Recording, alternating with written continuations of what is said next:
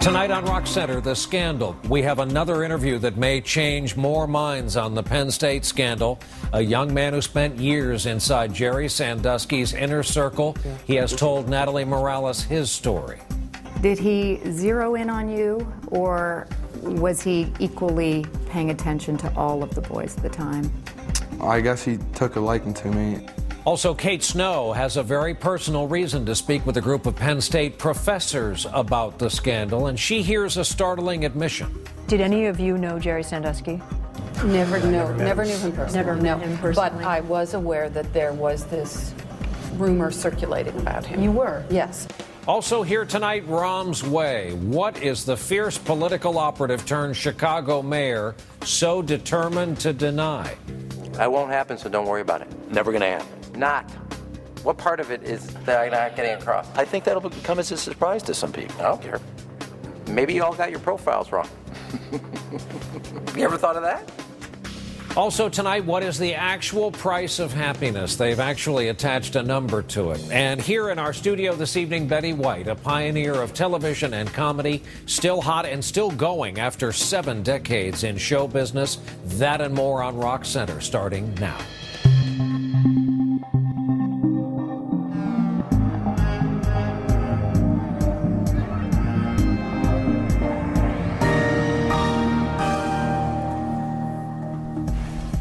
Good evening from New York. It was just a week ago on this broadcast we aired Bob Costas's interview that changed the way a lot of Americans saw this unfolding sex abuse scandal at Penn State. It was a very frank conversation, part of a very dark story that has continued to unspool since that night. Tonight here live in the studio, Bob will be back with us to talk about the latest. But first tonight, we are airing another exclusive interview that could change the conversation yet again.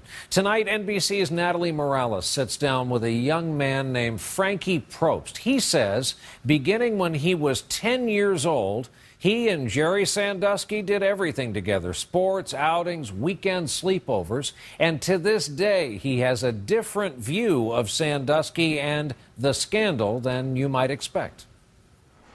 His name is Frankie Probst. He's now 24 years old, and a large part of his childhood was spent in the company of Jerry Sandusky. This scrapbook tells the story of the 6 years Frankie Probst was coached, mentored, and befriended by a man 43 years his senior. Sandusky put the book together, documenting an intense relationship that appears to border on obsession. There are personal messages and inspirational passages and scores of photographs. Their unusual bond began around 1997 with Sandusky's charity for at-risk kids, Second Mile. You first met him when you were 10 years old. What were you going through in your life at the time? I was having problems at home and stuff. And when you first met him, what struck you about him right away? Just he was a down-to-earth, really nice guy that would do anything for you. Did he zero in on you, or was he equally paying attention to all of the boys at the time? I guess he took a liking to me, and then the relationship kind of grew to a fatherly figure. Over the next few years, that fatherly figure took Frankie on one outing after another, from Penn State athletic events to overnight out-of-town trips to see NFL games. And on many other weekends during the football season, Frankie says he would stay at Sandusky's home, almost as a member of the family.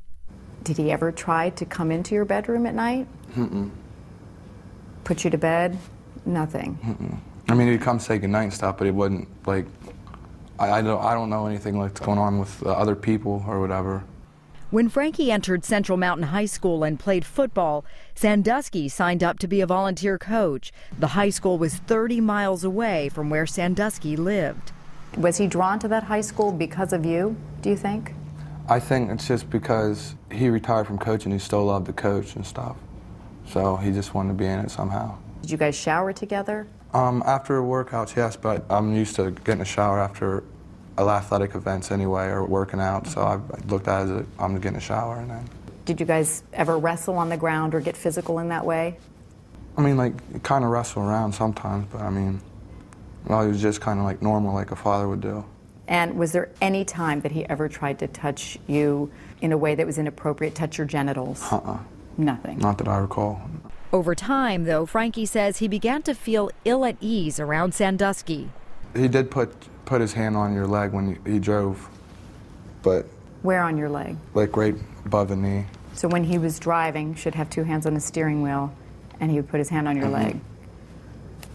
Did that make you feel uncomfortable? Yeah, it started making me feel uncomfortable when I started to get older. Like I was like, kind of like pushed away or whatever, you know, kind of pull away.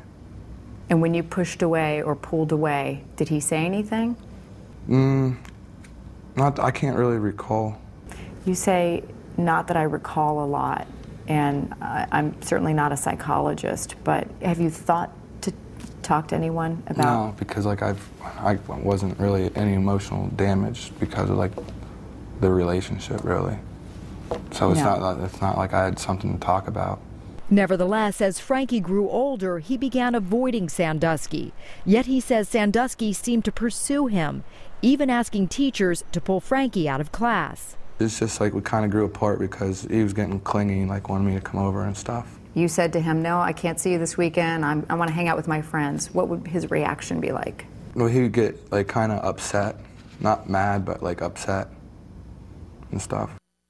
Frankie says their relationship came to an end when he graduated from high school 6 years ago.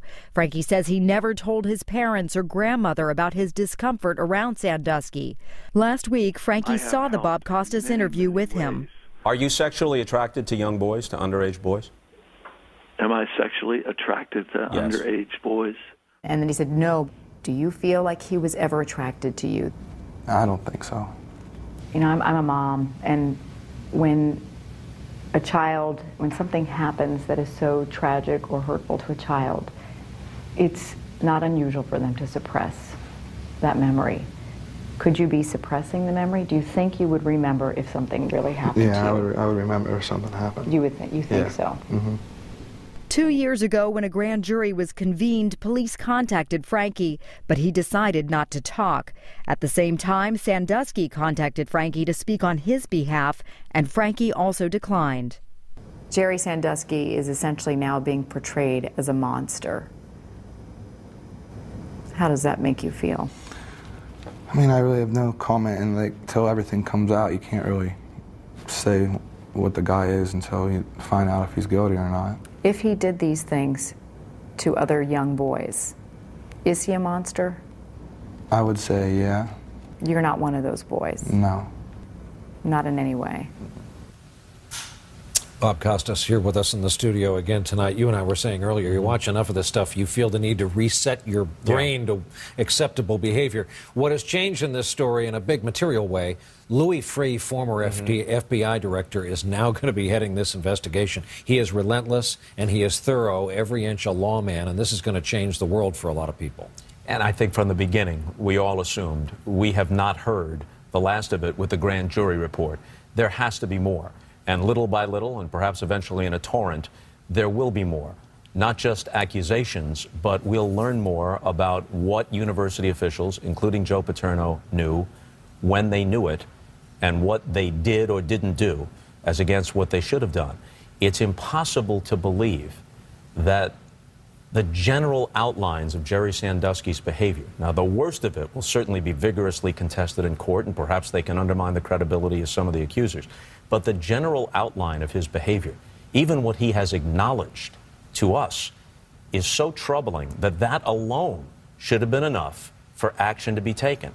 And it's also hard to believe, even giving Joe Paterno the full benefit of the doubt, that he would not have known that there was a university probe of Jerry Sandusky's behavior back in 1998. I mean, Joe Paterno, by all accounts, knew everything that was going on in and around his program. If you give him the benefit of that doubt, he had Mike McQuarrie's testimony in 2002, told directly to him. And yet Jerry Sandusky, although he was removed in any official capacity from Penn State, still had an office there, still had a phone there, still worked out as recently as a month ago at university facilities, was around university events. I think most of us, if we knew even the minimum that they should have known at that point about Jerry Sandusky, would be very uncomfortable being around such a person And we all believe that we would have taken different action, more significant action than Penn State took. Among the innocent victims piling up, think about the kid who's a junior and a good football player on the Penn State team, did nothing to bring this on. Think about the kid, everyone saw The Blind Side, the kid who's being recruited from like Alabama, USC, and Penn State. What choice do you think he's going to make? Penn State's not going to get the benefit of the doubt in those situations. This is going to hurt their recruiting. It's going to hurt their fundraising. There was already a story, I saw you had it on Nightly tonight, that although it's relatively insignificant against the other things, merchandise sales are already down and down significantly. There's going to be a tremendous ripple effect. And the irony is that Penn State's endowment grew to some $2 billion, in large part by all testimony, because of the positive image created by Joe Paterno and the football program. Not just because they won, but because, until these latest revelations, it appeared that they won with honor. Here's something I think it's also interesting to note. Joe Paterno's 84 years old, and he has cancer, and now he's under tremendous stress. People want a quick resolution to these things, but you've got various agencies working. You've got Louis Freeh working now in the university's investigation. You've got other police agencies. You've got possibly the Justice Department becoming involved. You've got the NCAA becoming involved. It's very possible that Joe Paterno will not be able to meaningfully participate in some of these investigations, even if he's willing. And it's also possible that by the time it all plays out, Joe Paterno won't be around. What's going on with the NCAA right now? Well, the NCAA has used that phrase, lack of institutional control, with regard to Penn State. That's what they're investigating. Now, usually that means we got a rogue program, illegal inducements, changing the transcript, hiring a kid's father or his friend or the coach at his high school to come work here, money under the table, guys who aren't legitimate students. None of that was going on at Penn State. They arrived mostly in a benign way because they, generally speaking, as compared to the general standards of college football and big-time college sports, they did the right things. They arrived at a point where nonetheless there was no institutional control, where nobody was big enough, nobody, not the athletic director, not the university president, was big enough, powerful enough, and independent enough to say to Joe Paterno and the football program, wait a second, hold on. Right. We got to do something here. And they obviously were so concerned about the money that was raised by the football program and the importance of the image of that program to the university, that they were willing to turn a blind eye to possibly horrific behavior rather than risk the hit to their image that they would have taken had they acted at the very latest in 2002, and probably they should have done it prior to that. Bob Costas, thank you again this week for your reporting on what continues to be an awful story. By the way, all of our coverage, including Bob's original interview, available on our website at rockcenternbc.com. When we come back, the soul-searching and the crisis of confidence going on inside Penn State. The rumor was that he was a shifty guy and something weird was going on with kids. Kate Snow is next, and she'll talk about her own very personal connection to the proud campus in crisis.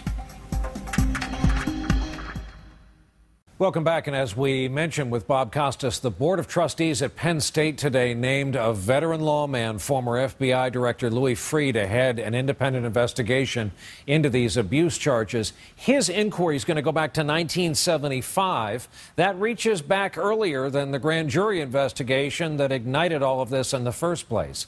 NBC's Kate Snow has a very personal connection to Penn State, and this weekend she traveled to State College, PA, to learn how the faculty is dealing with the fallout from this scandal. So I know you like me to visit, but probably not like this, not under these circumstances. We love it when you come to visit, but of course, this has been a tough time. This is my connection to Penn State University. My father, Dr. Dean Snow, is a professor. He says he came here because the anthropology department was among the best. And I like to tell people that coming here is the second smartest thing I ever did. What was the first? Well, your mother, of course. We asked a few professors to join my dad for a conversation about the blow to their community. Dr. Russell Frank, who teaches journalism, Dr. Susan Squire in women's studies and English, and Dr. Michael Berube, who holds an English literature position endowed by Joe Paterno's family. What are the adjectives you've been using, Susan? Grim, very sad, very distressing. We went from a university that had never been investigated by never run afoul of the NCAA. We were very proud of that. It was just us and Stanford. We went from that to a university that shielded an alleged child rapist for 9 years. That's incredible. I mean, I'm still not getting my head around that. Students are looking for cues from the faculty, too, which I find interesting. They're as confused as the rest of us. This story needed to be covered. Confused and angry at what appears to be the last decade's conspiracy of silence. A silence isn't just silence. There's layers of it. Either being straight up ignorant, or not wanting to know, or knowing and wanting not to know that you know, and so forth. Did any of you know Jerry Sandusky? Never knew him personally. Never knew him personally. But I was aware that there was this rumor circulating about him. You were? Yes, I was. At what point did you become aware of that? Within the last couple of years. And what was the rumor? The rumor was that he was a shifty guy and something weird was going on with kids. Then the tough question is, you're all on the faculty. There are 6,000 members of the faculty here. Shouldn't someone on the faculty have said, well, hey, wait a second? But remember, we're talking about the time Jerry Sandusky is no longer at Penn State, and he's a member of the community. And Second Mile is an iconic charity. Rumors circulate, and sometimes the rumors are right and sometimes they're wrong. But it was more than rumor, according to the grand jury report. Joe Paterno and other key Penn State officials were aware of an allegation against Jerry Sandusky for years while the crimes allegedly continued. And to understand just how devastating this scandal has been, you have to remember how important football is to Penn State. Last year, the university made $53 million off the sport, among the most in the NCAA. You've written about this, Russell. And in fact, you said, I think, it's a football team with a good university. Yeah, instead of the other way around, it should be a good university with a football team. But a successful football team does have its advantages. Every one of these professors joined Penn State at a time when Joe Paterno was attracting new funding and donating generously himself to build academic and research programs. I will say I appreciate and have appreciated football because of what it has meant for us academically. It has given us the field in which to improve tremendously as a university. And our graduation rates were real. Yeah. Those students, those players came to class, they did their work. Yep. You know, that was not a sham program. That grand experiment was not a myth. No. The graduation rate for athletes is better than the overall graduation rate here. That was all about Paterno, which made it all the more painful when the university dismissed him so abruptly. Joe Paterno should have probably have lost his position, but there should have been an opportunity for a sort of acknowledgement of the history he has with the place. Have you read the grand jury report? Yes. Of course, yes. Right. Mm-hmm. So in the grand jury report, 23 pages, mentioning people by name in the administration and Coach Paterno, failure after failure to report something. How do you excuse that? You can't excuse that. You don't excuse it, but you also don't snap judgment, deal with it, and close it up. And that's my concern about what the trustees did. And though many here may want to put this difficult chapter behind them, the echoes of scandal could reverberate for a long time. There's a cheer here that I know very well. Oh, yes. We are, one half of the stadium says, the other half says Penn State. Monday, after the story broke, I came out of class. There were hundreds, if not thousands of students in front of the hub. Someone yelled, "We are." There was nothing, silence. And now there's a silent still in the middle. We are still Penn State, asterisk, despite all. It's not the same chant. There's no way to go back from this. There's no, for decades, Penn State will be associated with this. Wow, the expression collateral damage keeps coming to mind. A lot of us knew where your dad worked, and thanks for going back and doing it from this personal perspective. For doing it. This is family. This is family, and that community has a family spirit, a camaraderie. I've always been struck, since my dad went there, at how unified that community is. And there's a real school spirit there around both sports and academics, and this has been devastating. And as you look into the future, that's a chilling prediction right there at the end. Yeah, that this never goes away. My father said at one point, we just have to live with this now. Everything has changed, and it will never go back to being the way it was. prior to 2 weeks ago. For every member of the Penn State community. Kate Snow, thank you for your reporting. A bit later on in the broadcast, the city of big shoulders, led by the mayor with sharp elbows. The question is, will Chicago and life in City Hall mellow Rahm Emanuel? And when we come back, it was easily the most disturbing picture of the weekend. By today, though, it had been converted into high art.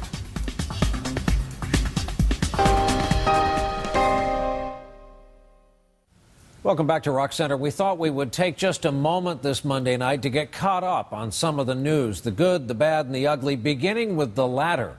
The scene that transpired this weekend on the campus of the University of California at Davis. By the way, just try to picture one of your kids sitting peacefully on that sidewalk. Whatever you make of the protest movement currently across this country, there's no escaping this one. In a free country, in a society that normally bends over backwards to give law enforcement the benefit of the doubt, it's excruciating to watch. With a ceremonial wave of his arm, a campus police officer methodically pepper sprays students like he's painting a fence. They were sitting with their arms interlocked on a campus sidewalk protesting. A second cop joins in, both of them using the law enforcement grade pepper spray, a thick paste designed to stick, and it's debilitating. The officers then move in and use clubs to pick up and remove the students. As they do, they cover their flank military style, pointing the muzzle of an air rifle back at the students. 2 of the protesters were hospitalized, and we haven't heard the end of this, in part because the pictures are so powerful. And they've led to new pictures on the web, with the dispassionate officer forever memorialized, spraying the constitutional framers, the New York City construction workers, and Andrew Wyeth's Christina. Another powerful picture comes from space. It's of a tire dump in South Carolina. Over 50 acres of old tires, and while it's an environmental disaster area large enough to be seen from space, it was evidently something of a local secret in the town of Ellery, where officials are looking to prosecute the owners for illegal dumping. There are several studies in the news, and who doesn't like a good study? If you don't like the result, just wait about 2 weeks for the next one to take a completely different view. This new study says friends and $75,000 a year will buy you happiness.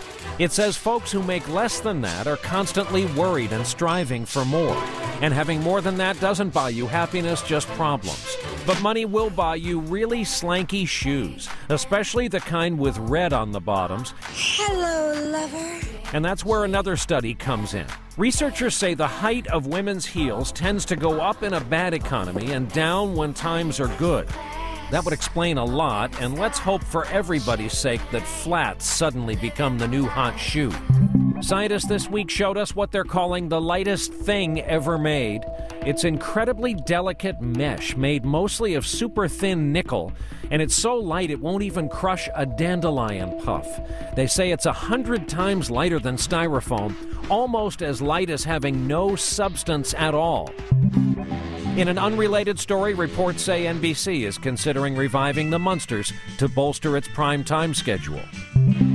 A video surfaced this week of a young Barack Obama, age 29, back in 1991, doing a Black History Month moment for TBS as a Harvard law student. Among them was Mr. Justice, Thurgood Marshall. Everyone agrees he had a really good voice back then. The animal community gave us a lovely story this week from the UK. A dog who is blind and his seeing eye companion dog. These two are very good friends, and their relationship is sweet, and they depend on each other. And after a London newspaper wrote that they were looking for a new home, 2,000 people came forward. And with Turkey Day approaching, it's time once again for the video that became a culinary cult classic. A few years ago, the New York Times asked a turkey expert to demonstrate the best way to carve a turkey. With the tip of the knife, we're going to follow the bone. And while most of us just hack into the thing, people loved watching this technique. It's been viewed by thousands of people, and we'll post it on our website starting tonight, so at least you can say you've seen it done the right way. And when we come back here tonight, Rahm's way. Rahm Emanuel, a tough guy, takes the helm in a tough town. Question is, will that translate to success in Chicago? And later, Betty White, the always golden Betty White. She has a TV series on the air and a new book out. She's still crazy, in a good way, after all these years.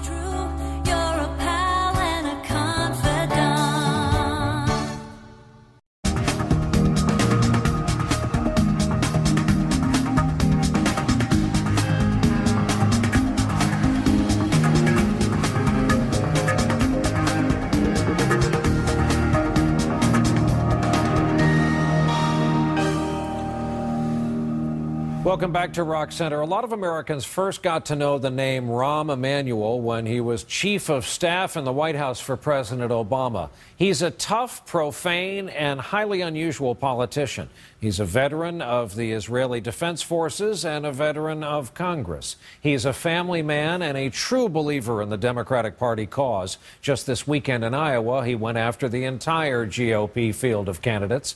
But these days, his day job is running the city of Chicago as mayor. They now get to deal with Rahm Emanuel as he goes about trying to change one of the nation's great cities. Harry Smith found a whole lot of surprises along Mayor Rahm's way. Chicago, a monument to grit, imagination, fortitude, and promise. It is a quintessentially American place, gleaming and bold, proud and loyal, and flawed by racial and economic divides, by class and neighborhood. Chicago's L runs around the clock, and the city's mayor of 6 months, Rahm Emanuel, seems to move around the city with as much momentum. Glad-handing and strong-arming along the way, he's attempting to span the city's divisions in a time of crisis. Look who's there! We caught up with him at a firehouse near the Loop. Chicago is in some ways Dickensian, that sort of tale of two cities. You see spectacular buildings downtown and neighborhoods that aren't so far away that are miles apart. Yeah. So far, I'm trying to give them a sense that we all belong together. We have differences, north side, south side, west side, and the central, but we're one city. He was an aide to Bill Clinton, denizen of his campaign war room, a congressman, and White House chief of staff to Barack Obama. Yes, that Rahm Emanuel, he of the sharp elbows and famously foul mouth. This is a tough holiday for Rahm Emanuel because he's not used to saying the word day after mother. Legend has it, he once sent a dead fish to a political opponent. He slammed doors and his enemies. But the Rahm who is mayor of Chicago seems different. Dare we say, a kinder, gentler Rahm. Nice to meet you. How's it going? Where are you guys from? And so far, he seems to be enjoying a honeymoon. Are you a little surprised at how well you've been received, even in the short term? You know, as I said to the president once, they're all waving with all 5 fingers up. I'll know when things change. But the city of big shoulders and its mayor have a lot to bear. A budget deficit of $600 million, billions of dollars in underfunded pensions, and neighborhoods rife with violence. Endured another extremely violent weekend. Homicide rates in Chicago are far higher than in New York or Los Angeles. There's only one problem gives me pause. Never, the fiscal ones, financial ones, do not give me pause. What gives you pause? Harry, you go around sometimes. Kids are growing up in an environment in parts of the city that you wouldn't let your own kids grow up in. There's no sense of life, and there's an emptiness in their eyes that you don't know if you can change. And they can see downtown, and yet for them it's miles and miles away. And I don't ever want a city that for some of our children, they don't think they're part of that. And I don't know whether I have the ability to affect that. What year are you? To that end, Emanuel is in the process of making good on a campaign pledge to lengthen the school day for Chicago public school students by 90 minutes. This better not be breakfast. You're one of a few schools in the city that's now having a longer school day. It may not make us the most popular people in this classroom right now, but that's okay. The move to lengthen the school day led to a highly charged incident with Karen Lewis, the head of the Chicago Teachers Union. Lewis contends the mayor's plan is not about education. It's all about lowering crime rates and keeping kids off the streets. You said to him, so this is about what? babysitting and warehousing. And how did he react? He cussed me out. Did he come out of his seat, or were you seated? Yeah, he stood up. He stood up. He stood up and cussed me out. So what did he say? He was extremely rude. Let's just say that. Your famous temper was not left in Washington. First of all, the meeting you're talking about, we hugged at the end. And it was about what we should, about a very important subject. How do we make sure the kids of the city of Chicago get the education they deserve? I talked about this in the campaign. I am following through on everything I said I was going to do. I am going to be as tough as it requires to get those kids the length of day and the length of year that their competitors in Shanghai, Boston, New York, Houston, Los Angeles, Paris, and Berlin get. And the kids of Chicago are not going to be shortchanged on my watch if I have something to do about it. How are you, man? All right. Call it the Emanuel way, Rahm 2.0. His critics insist, though, with Mayor Emanuel, there's little compromise. It's his way or the highway. Carol Maureen is political editor of NBC5 Chicago and columnist for the Chicago Sun-Times. Part of the complaint about Emanuel is he's found the people who are on his page and isn't talking enough to the people who are not on his page. Do people feel like he's doing a good job? I think people feel that he is working very hard, and what they've seen so far, many of them like. How you guys doing? We watched as he dashed through city schools, addressed the city's business elite, attacking his job with a kind of vigor that leaves aides breathless. And at one point, even got the best of our crew trying to keep up. He is constantly moving and thinking. At this restaurant, he didn't stop for food. We'll keep supporting you. You keep supporting us. It's human contact that seems to feed the mayor. Hey, have a good breakfast. Emanuel lost part of his right middle finger slicing meat during a summer job at an Arby's. As a result of this, this rendered him practically mute. And amazingly to some, this famously profane political tough guy studied ballet. What is it about studying dance that would be helpful to you as being mayor? Well, all right, you really want to know? Yes. Okay, first of all, discipline. You can't be a dancer and not have discipline. And you can't succeed in politics, in my view, if you're not disciplined and driven. Second, dance is about space and how to design it. And politics somewhat has a choreography to it. When it comes to the personal space of his family, though, for such a public persona, Emanuel is ferociously private. His wife, Amy Rule, shuns the political life, focusing on raising their son and 2 daughters. Even the rough and tumble of Chicago politics seems almost civilized compared to Washington. And does the president envy you? When we talk, I don't think envy comes across. He has a great job. He knows it. He has a very important thing to do. I think he's happy that, and proud that I'm mayor. And we remain very, very dear friends. And as for his own political future? Just as we've been in Chicago the last couple of days, it's been interesting as we talk to people on the street. And inevitably, people say they think that you're using this to get to someplace else. No. Not interested. No higher office. Done. Not Rahm Emanuel, first Jewish president. Not interested. Not going to do it. No. I'll do it in Hebrew. Lo. Not going to do it, okay? Not happening. This is going to be in the story. I don't care. And 10 years from now or 4 years from now when you're running, this will run over and over and over. It won't happen, so don't worry about it. Never going to happen. Not. What part of it is that I'm not getting across? Here, give me a piece of paper. I'll sign it. Not interested. I think that'll come as a surprise to some people. I don't care. Maybe you all got your profiles wrong. You ever thought of that? Harry Smith here with us in the studio. Do you think he's more honest than most big-time politicians we're used to seeing lately? Or is he better at seeming more honest than more big-time politicians? Seeming like he's candid? I think one of the things that's most revealing is that business about dance. He's disciplined. He knows when to let the line out a little bit. He knows when to bring it back in again. And when he talks about the inner city and hopes and dreams, that sounded unusual for our times. especially in these times when it's all about austerity and cutting and everything else. He so wants to lengthen that school day. He so wants to give those kids, especially in those neighborhoods, every opportunity possible. It is interesting to watch him because there are all those things that he was famous for in the White House, but there seems to be more to him now. And he did admit to an interview where he did, for a while, want to be the first Jewish Speaker of the House. And what a family. His brother Ari, famously on Entourage, Rahm Emanuel, the agent, and his brother Zeke is a famous physician. Yeah, medical ethicist, in fact, down at the University of Pennsylvania.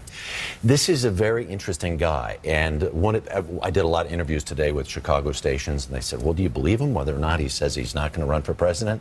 I said, one of the things we know about politicians are they are, in fact, capable of changing their minds. Well, that was a good piece of work, Harry Smith. Thank you. Digging the bow tie very much. It's kind of your inner Redenbacher. I'm back to the future with this. I'm liking it. Thanks very much. Always good to see you. When we come back after a break, Betty White finally reveals how the rest of us can keep getting funnier and more relevant, just as she has.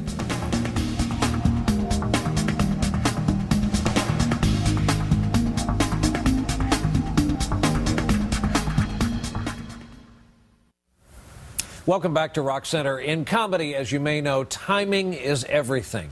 But Betty White is the rarest of comics who seems to have mastered time itself. During her 7 decades in show business, 7 decades in show business, we've loved Betty White, whether she's been buttoned up or bawdy, naive, or just very knowing. Look at these two contrasts, 2 television commercials shot almost 50 years apart. Girls, it's time to stock up on 2 marvelous products. Richard Hudnut Shampoo with Egg and Richard Hudnut Cream Rinse. Mike, come on! Mike, what is your deal, man? Come on, man. You've been riding me all day. Mike, you're playing like Betty White out there. That's not what your girlfriend said. Baby! Betty White, at long last, welcome to Rock Center. I have been looking forward to this. Thank you very much for being here. Well, first of all, who was Richard Hudnut? That name didn't survive in the shampoo business, probably for the better. It doesn't roll off the tongue. It doesn't. Like but Krell. It hasn't been around for years and years and years. Maybe we could bring back the good Hudnut name. I think that would. And this is my girlfriend, Giselle Hudnut. It doesn't scan. You were recently named, you know this already, the most trusted celebrity in America. Boy, have I got them fooled. How did that happen? I have no idea. It's unbelievable. You're pushing 90 soon. Very soon, January. And Regis, well, at 80, flies the coop. Is he a baby? He's a child. He's just a young child to walk away from this job at 80. At 80, I mean, what's he going to do for his future, for heaven's sake? I know. He's got his whole life ahead of him, basically. Of course he has. And so I tried to talk him out of it, but he said, no, I'm quitting. And but Hot in Cleveland, the series that I'm doing, it was trying to extend my contract, and they wanted to sign me up for another 3 years. I said, do they know how old I am? Yes, I'm still doing Hot in Cleveland. One of the many things I've loved about you, and it's especially noticeable. Call, you never write. I don't want to be presumptuous, is that you've always been willing to be a woman of your age. So many of the women on television now are cut up and pulled back, and the goal is to look like your 18-year-old daughter. But you've always just occupied the skin you're in and looked like someone who was your age. Well, gravity has taken over from time to time, but otherwise than that, I'm blessed with good health, Brian. But that was also a decision you made to look like who you were. Well, it saves a lot of time and cutting. Yeah. So maybe it would be a refreshing change, but I'm going to stick with what I've got. Were there movies, were there projects, were there offers where you knew it wasn't good for the Betty White brand? Oh, yes. I won't do anything that is connected with drugs. I've seen drugs ruin so many people's lives that at one point, even in Hot in Cleveland, they thought it would be funny if my character, when the other girls come in, they kind of whiff the air as they hint at the fact that she might be smoking marijuana. I said, no, I'm sorry, I won't do that. I don't think there's anything cute about drugs, and I don't believe in celebrating them. Well, that's admirable in today's society. We're going to take a break, and when we come back, we're going to talk about this and another reason to love you, your great passion in life. And when we come back, we'll ask Betty why she appears to be kissing a giraffe. Whoa, if I could talk to the animals, just imagine it, chatting with a chimpanzee. Imagine talking to a tiger.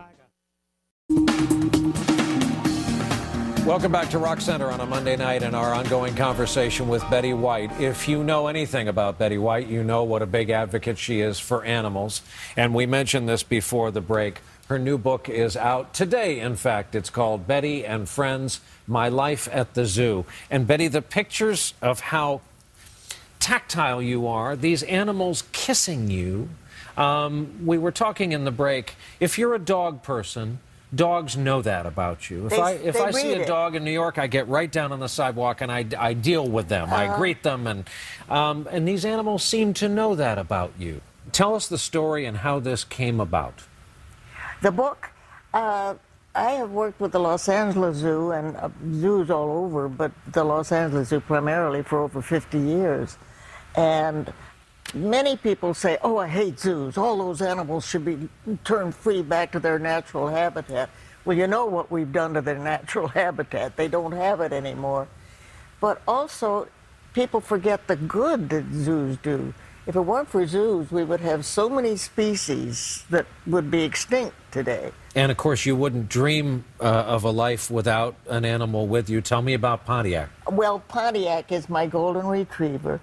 He's a career change guide dog, and he is my absolute... He's sitting in the window of at home in California. I'll be home tomorrow. And he's sitting in the window waiting for my car to pull up as we speak. And he loves you every day without qualification. And it's a two-way street. Yeah. I want to end on comedy because I think it's only fair. I want to show a clip of what was my favorite sketch when America begged you to do Saturday Night Live. And you did it with the terrific Tina Fey. Incomparable. The sketch was about a census taker, and let's look at a little bit of that. What is your last name, ma'am? Blarfengar. Can you spell that for me? S-M-I-T-H.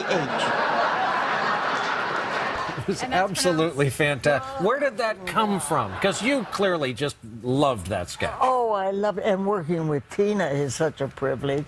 And I was panic-stricken. But after it was over, I had to admit, I had a wonderful time. Well, we loved watching you. It was just one of the best shows of the modern era. Oh, Brian, thank you so much. Thank you for coming. May I? Oh, please do. Oh, please do. The incomparable. And congratulations on the new show. Thank you very much. Thanks, Betty. It's terrific to have you here. The incomparable Betty White. That is Rock Center for us tonight, for all the folks who work hard to bring the broadcast to you. Thank you for being here with us. We'll be back at it next week. I'll see you tomorrow evening for NBC Nightly News from this very studio. Good night from New York. Your late local news starts